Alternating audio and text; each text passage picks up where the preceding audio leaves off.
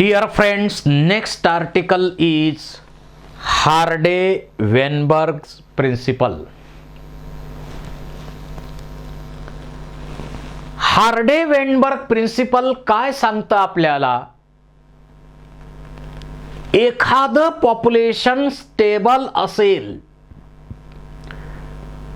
कुठल्याही प्रकारचा इंटरफेरन्स त्या पॉप्युलेशन मध्ये नसेल, जसं रिकॉम्बिनेशन नाही, जेनेटिक ड्रिफ्ट नाही, नॅचरल सिलेक्शन नाही, मायग्रेशन नाही,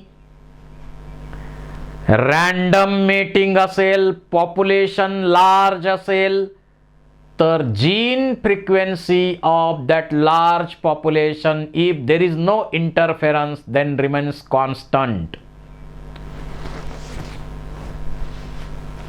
The gene pool, total genes of allele in population remains constant. This is called a genetic equilibrium or Hardy-Weinberg equilibrium. And sum of the total allelic frequency is 1. एकूण बेरीज 1 आहे. आणि Hardy आणि Weinberg यांनी हे principle मांडलेलं आहे. So P plus Q equal to 1.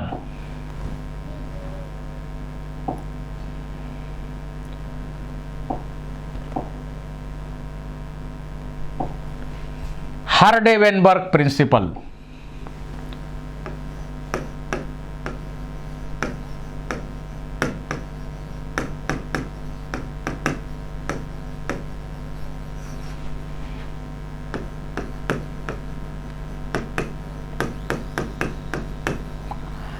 Hardy-Weinberg principle काय सांगतं?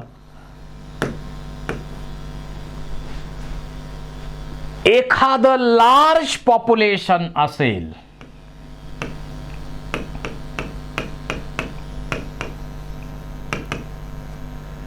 त्यामध्ये रँडम मेटिंग असेल, लार्ज पॉप्युलेशन असेल, त्यामध्ये रँडम मेटिंग असेल. आता ह्यूमन मध्ये काही रँडम मेटिंग आहे का? नाही. सिलेक्टिव्ह मेटिंग आहे, कारण मॅरेज कोणी कोणी करायचं हे ठरवलं जात आहे, त्यामुळे इथं रँडम मेटिंग ह्यूमन मध्ये नाही आहे. लार्ज पॉप्युलेशन असेल, रँडम मेटिंग असेल आणि त्याच्यामध्ये इंटरफेअर नसेल,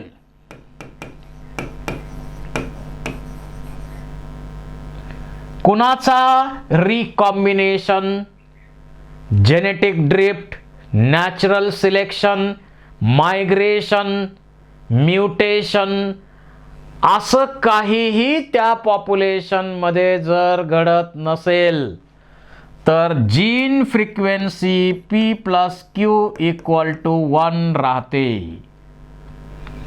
समजा P ची फ्रिक्वेन्सी आहे, P ची फ्रिक्वेन्सी या पॉप्युलेशन मध्ये आहे 0.5, Q ची फ्रिक्वेन्सी या पॉप्युलेशन मध्ये आहे 0.5, टोटल आहे 1. अशा प्रकारे जर जीन फ्रिक्वेन्सी सेम असेल तर त्याला आपण म्हणतो हार्डे-वेनबर्ग इक्विलिब्रियम. पण जर हे प्रिन्सिपल लागू झालं तर याचा अर्थ या पॉप्युलेशन मध्ये इव्होल्यूशन होत नाही. पण असं राहून चालेल का? नाही. प्रत्येक पॉप्युलेशन इव्हॉल्विंग असलं पाहिजे. सेक्शुअल रिप्रोडक्शनच्या प्रोसेसनं जे जे पॉप्युलेशन बनतात ते इव्हॉल्विंग पॉप्युलेशन्स आहेत. आणि जर इव्हॉल्विंग पॉप्युलेशन असेल तर कशावरनं ओळखायचं?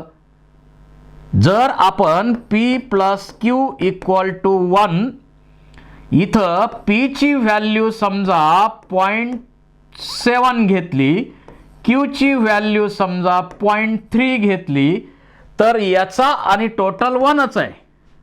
0.7 plus 0.3 equal to 1. याचा अर्थ जीनची फ्रिक्वेन्सी बदलत चाललेली आहे. जर असा बदल आपल्याला आढळून आला तर याचा अर्थ त्या पॉप्युलेशनमध्ये इव्होल्यूशन होत आहे, इव्हॉल्विंग पॉप्युलेशन आहे. आणि त्याच्यासाठी हा हार्डे-वेनबर्ग फॉर्म्युला जो आहे तो लागू होणार नाही. Because it is interfered by many factors like recombination, natural selection, genetic drift and others. आणि मग इव्हॉल्विंग पॉप्युलेशन, जसं आपण इथं एक इव्हॉल्विंग पॉप्युलेशन असेल तर त्याच्यामध्ये इंटरफेअर करणारे अनेक फॅक्टर्स त्याला रिस्पॉन्सिबल असतात. नॅचरल सिलेक्शन सारखा फॅक्टर रिस्पॉन्सिबल आहे, मायग्रेशन सारखा फॅक्टर आहे, रिकॉम्बिनेशन फॅक्टर आहे, जेनेटिक ड्रिफ्ट हा फॅक्टर आहे. व्हेरिएशन साठी हे सगळे फॅक्टर महत्वाचे आहेत. म्युटेशन हा फॅक्टर आहे. आणि या फॅक्टर्स मुळे जे इक्विलिब्रियम आहे ते डिस्टर्ब होतं आणि जीन फ्रिक्वेन्सी बदलत जाते. नवीन नवीन जीनचे कॉम्बिनेशन बनत जातात इव्होल्यूशनच्या प्रोसेसमध्ये. पण ज्या पॉप्युलेशनमध्ये लार्ज पॉप्युलेशन असेल, रँडम मेटिंग असेल आणि कुठलाही इंटरफेअर त्या पॉप्युलेशन मध्ये नसेल तर मग मात्र P plus Q equal to 1 होणारच आहे. P प्लस Q 1 इथं सेम राहणार. फॉर्म्युला आपण आता जर होमोझायगस डॉमिनंट याला आपण म्हणू, कॅपिटल ए ला काय म्हणतो आपण, homozygous dominant. Capital a small a ला काय म्हणणार, हेटेरोझायगस डॉमिनंट. आणि स्मॉल ए ला काय म्हणणार, होमोझायगस रेसेसिव्ह. याचा फॉर्म्युला लिहूया. p² plus 2pq plus q² equal to 1. समजा एक पॉप्युलेशन आहे, त्या पॉप्युलेशन मध्ये P ची व्हॅल्यू आहे 0.7 आणि Q ची व्हॅल्यू आहे 0.3. याचा अर्थ असा की इथं जीन फ्रिक्वेन्सी बदललेली आहे. आणि जर जीनची फ्रिक्वेन्सी बदलली असेल तर इक्विलिब्रियम बदलणार.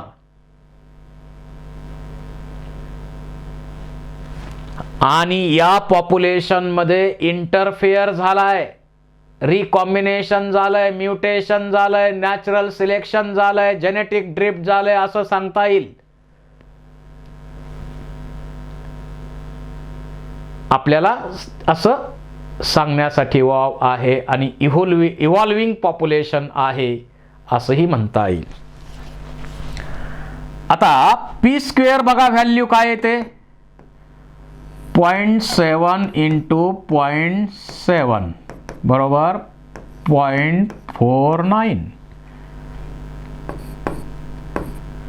q² काय मिळतंय, 0.3 into 0.3 that is equal to 0.9. 2pq काय मिळतंय, 2 इंटू 0.7 इंटू 0.3 7 त्रिक 21 21 दोन्ही 42 0.42. So p² plus q² plus 2pq equal to 1. p² किती आलंय, 0.49 प्लस 0.9 प्लस 2pq किती आलंय 0.42 that is equal to 1. Gene frequency बदलत राहते. कधी बदलणार आहे? हे बदल कशामुळे होणार आहेत? तर त्याच्यामध्ये जर रिकॉम्बिनेशन झालं तर फ्रिक्वेन्सी बदलणार. नॅचरल सिलेक्शन झालं तर फ्रिक्वेन्सी बदलणार. म्युटेशन झालं तर फ्रिक्वेन्सी बदलणार. जेनेटिक ड्रिफ्ट झालं तर फ्रिक्वेन्सी बदलणार. आणि मायग्रेशन,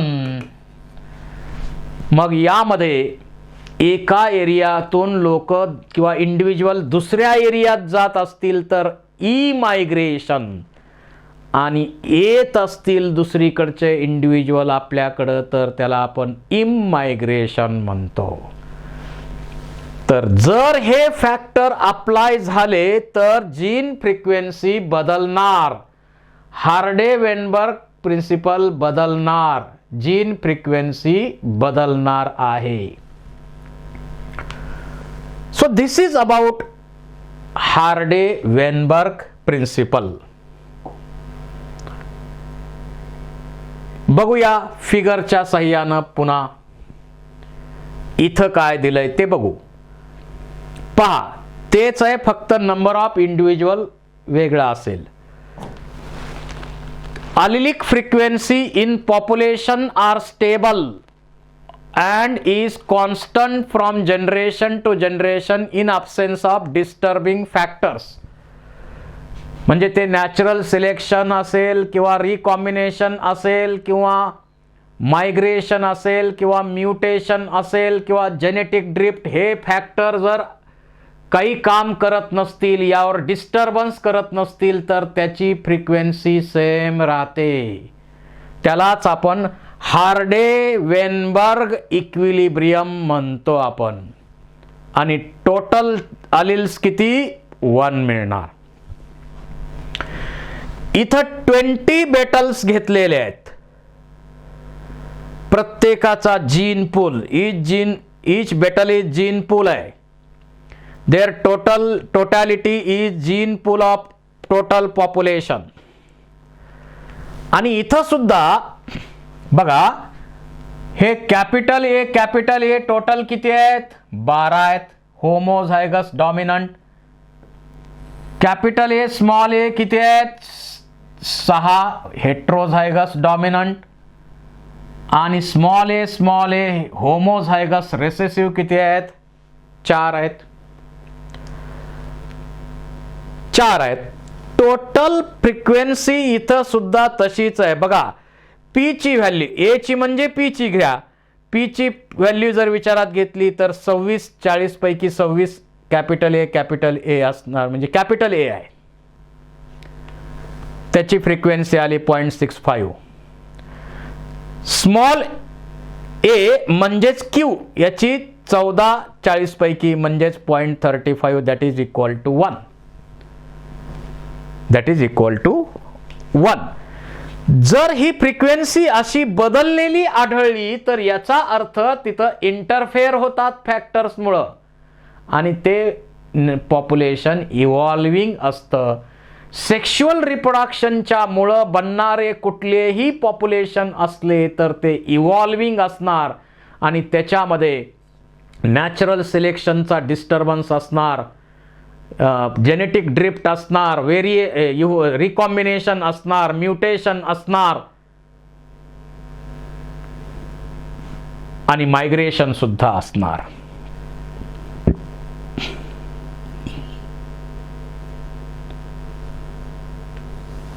आता याच्यावर परिणाम करणारे फॅक्टर्स कोणते आहेत आपण आता सांगितले. मायग्रेशन, पहा मायग्रेशन मुळे बदल होणार. जेनेटिक ड्रिफ्टमुळे बदल होणार जीन फ्रिक्वेन्सीमध्ये, म्युटेशनमुळे जीन फ्रिक्वेन्सीमध्ये बदल होणार, रिकॉम्बिनेशनमुळे बदल होणार आणि नॅचरल सिलेक्शनमुळे बदल होतात. जीन फ्रिक्वेन्सीवरती परिणाम करणारे हेच फॅक्टर आहेत. पहिला, gene migration. It is a gene flow from one population to another. Here gene frequency change in both population. म्हणजे एखाद्या भागातून इंडिव्हिज्युअल दुसरीकडे गेले तर इथली जीन फ्रिक्वेन्सी कमी होणार आहे, इथल्या जीन पूल कमी होणार आहे, तिकडचा वाढणार आहे. म्हणजे दोन्ही पॉप्युलेशनमध्ये जीन फ्रिक्वेन्सीमध्ये बदल होणार आहे. Gene flow occurs if migration happens multiple times.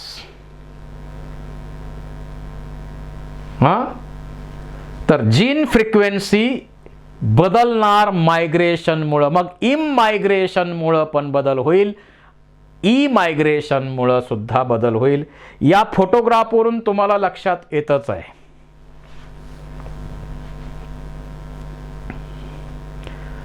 त्यानंतर जेनेटिक ड्रिफ्ट. जेनेटिक ड्रिफ्ट मध्ये पहा, इथं एक पॉप्युलेशन आहे, फ्रॉग पॉप्युलेशन दिसतंय, वेगवेगळ्या प्रकारचे आहेत. यातले काही इंडिव्हिज्युअल बॉटलनेक फेनॉमिनॉननं दुसरीकडे गेले. आता हे रॅन्डम, म्हणजे हे बाय चान्स घडणार आहे, निश्चित हेच जातील असं आहे का? नाही. आणि मग इथं जर पाहिलं तर या ग्रीन कलरचे फ्रॉग आणि इथं येलोइश कलरचे, गोल्डन कलरचे फ्रॉग दोनच दिसणार. यांची फ्रिक्वेन्सी इथं वाढत राहणार.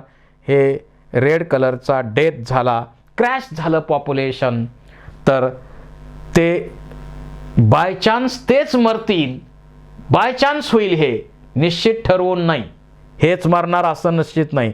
कदाचित तिकडचे मरतील, कदाचित तिकडचे मरतील आणि मग राहिलेल्या पॉप्युलेशन जे आहे ते पुन्हा ग्रो होईल. बॉटलनेक इफेक्ट आणि फाउंडर इफेक्टमध्ये एखादं पॉप्युलेशन आहे, तिथले काही इंडिव्हिज्युअल दुसऱ्या एखाद्या आयलँडवरती दुसरीकडे कुठंतरी गेले तर त्या ठिकाणी मोठं पॉप्युलेशन फ्युचरमध्ये बनणार. त्यांचे ते गेलेले इंडिव्हिज्युअल, इकडून गेलेले इंडिव्हिज्युअल फाउंडर झाले. Gene flow by chance causing change in frequency. बघा, आपण आता सांगितलेलंच आहे. Sometime change in frequency is so different in new sample of population that they become a different species. The original drifted population becomes founder and effect is called as founder effect. त्यानंतर mutation. Mutation म्हणजे sudden change in hereditary material. Genetic material मध्ये अचानक बदल होणे किंवा sudden change in hereditary material leads to mutation. मग ते induced असो किंवा स्पॉन्टॅनियस असो, mutation is a major cause of speciation also and it changes the gene frequency.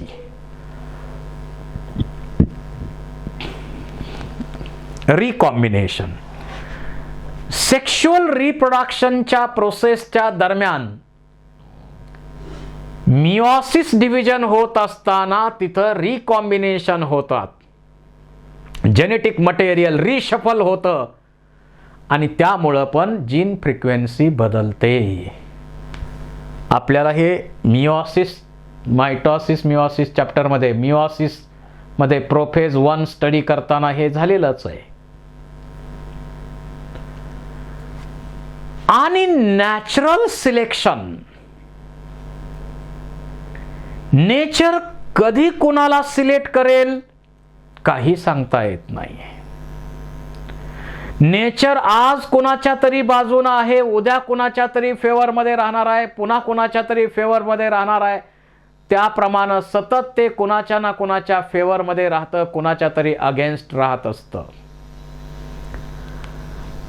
Natural सिलेक्शनचे 3 major type येतात: stabilising selection, directional selection, disruptive selection.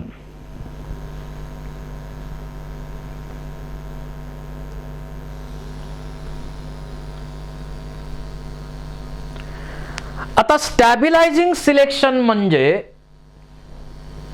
या ठिकाणी nature stable आहे, फार मोठे चेंजेस इथं होत नाही आहेत, एन्व्हायरमेंट स्टेबल आहे. अशा परिस्थितीमध्ये नेचर इंटरमिडिएट च्या फेवर मध्ये जास्त आहे. याचं एक्झाम्पल आपण घेऊ. समजा weight of child at the time of birth, याच्यामध्ये जन्माच्या वेळी वजन बेबीचं किती आहे. समजा इकडं आपण घेऊया लेस दॅन 2.5 किलोग्रॅम, 2.5 किलोपेक्षा लहान बेबी. त्यानंतर इकडं मोर वेट असलेले बेबी, मोर वेट असलेले बेबीज, आणि मध्ये 3 to 4 kg वेट असलेले बेबीज. या जर कंडिशन आपण घेतल्या तर या कंडिशन्स मध्ये नेचर इंटरमिडिएटच्या फेवर मध्ये जास्त आहे. ये अशा बेबीचे 3-4 किलो वजनाचे बेबीचे जन्माचं किंवा तशा बेबीचं जगण्याचं प्रमाण जास्त आहे, जास्त आहे, जास्त आहे. So nature is in favour of intermediate and against the extreme condition. दुसरं एक्झाम्पल या ठिकाणी आपण घेऊ. Sickle cell anaemia. Extreme condition मध्ये HbA नॉर्मल हिमोग्लोबिन. दुसरी एक्स्ट्रीम कंडिशन आहे HbS आणि इंटरमिडिएट कंडिशन आहे HbA-HbS कॅरियर. या कंडिशन मध्ये जर आपण पाहिलं तर मलेरियल पॅरासाइटनं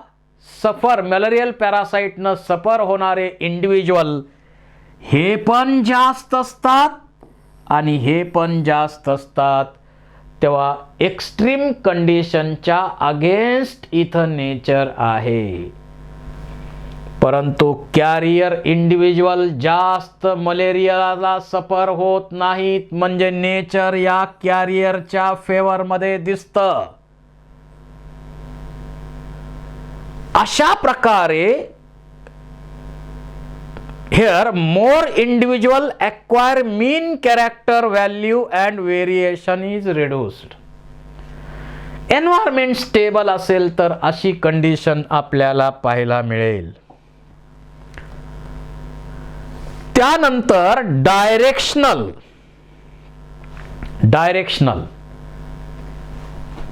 याच्यामध्ये आपण बिस्टन बेटुलारियाचं एक्झाम्पल घेऊ शकतो. Here, individual of one extreme value other than mean character value are more favored. पहा, इथं समजा इथं यामध्ये या ठिकाणी पॉप्युलेशन आहे एक, या ठिकाणी हे ए नावाचं पॉप्युलेशन आहे, त्याचं नाव समजा बिस्टन बेटुलारिया आणि त्याचबरोबर बिस्टन कार्बोनारिया. आणि बिफोर इंडस्ट्रियलायझेशन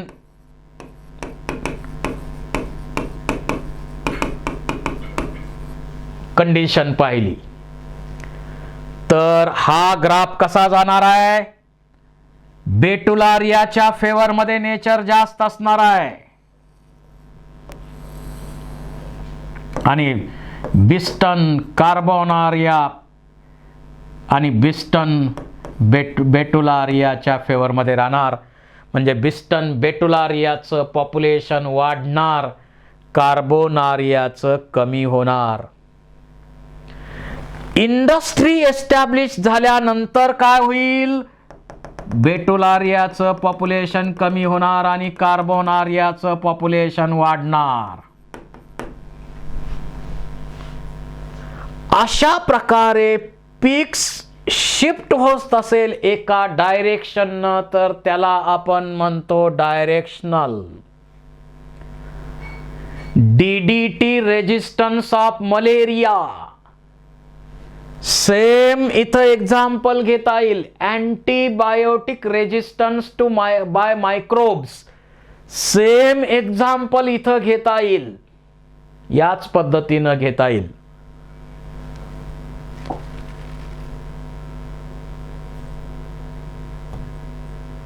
त्यानंतर थर्ड टाइप आहे डिसरप्टिव्ह.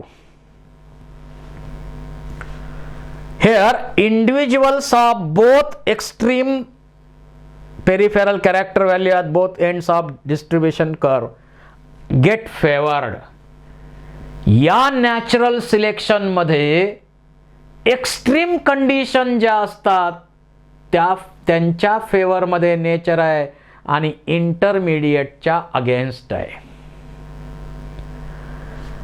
इथं समजा आपण एक एक्झाम्पल घेऊ. या ठिकाणी स्नेल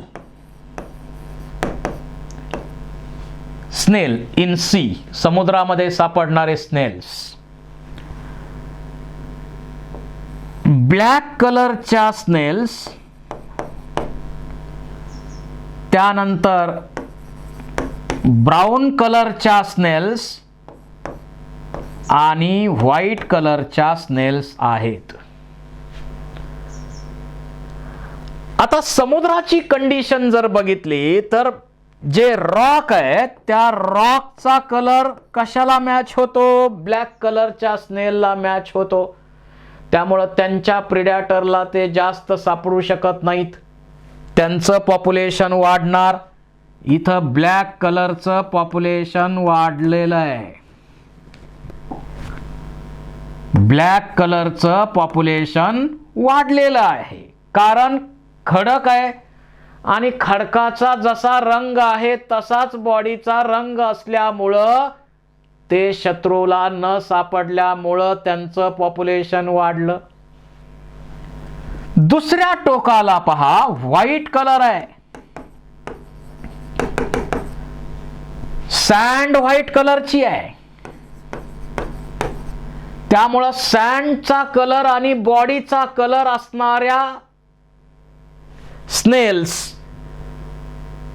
कलर सेम असल्यामुळं त्याही स्नेल जगतात कारण त्याही शत्रूला सापडणार नाहीत. परंतु ब्राऊन कलरच्या या स्नेल आहेत त्या मात्र सापडतील. त्यामुळं त्यांचं पॉप्युलेशन कमी कमी कमी होणार आणि यांचं पॉप्युलेशन वाढणार वाढणार वाढणार. म्हणजे इथं जर पाहिलं तर एक्स्ट्रीमच्या फेवर मध्ये नेचर आहे असं आपल्या लक्षात येईल. एक्स्ट्रीमच्या कंडिशन मध्ये काही बर्डच्या व्हरायटी आहेत. लार्ज सीड खाण्यासाठी बीक मॉडिफाय झालेली आहे काही जणांची. मीडियम साईजची बीक असणारे काही बर्ड्स आहेत, स्मॉल बीक असणारे बर्ड्स आहेत आणि सीड मात्र लार्ज आणि स्मॉल आहेत. मग लार्ज सीड असलेले बर्ड्स सर्वाइव्ह होतील, स्मॉल सीड्स खाणारे बर्ड्स सर्वाइव्ह होतील आणि मीडियम साईजचे बीक असणारे बर्ड मात्र सर्वाइव्ह तेवढे होणार नाहीत. एक्स्ट्रीम कंडिशनच्या फेवरमध्ये नेचर आहे. जे बर्ड्स लार्ज सीड खाण्यासाठी मॉडिफाय झाली बीक ते सर्वाइव्ह होतील, जे स्मॉल साठी झालेत मॉडिफाय ते सर्वाइव्ह होतील, पण इंटरमिडिएट मात्र त्यांच्या अगेन्स्ट राहणार नेचर. तर अशा प्रकारे डिसरप्टिव्ह सिलेक्शन आहे.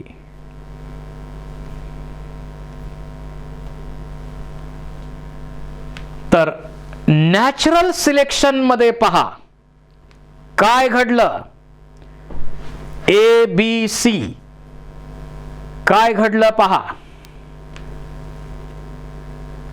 प्रत्येकामध्ये काय घडलं यामध्ये फिगर दिलेली आहे, त्याच्यावरनं तुम्ही अंदाज बांधू शकता.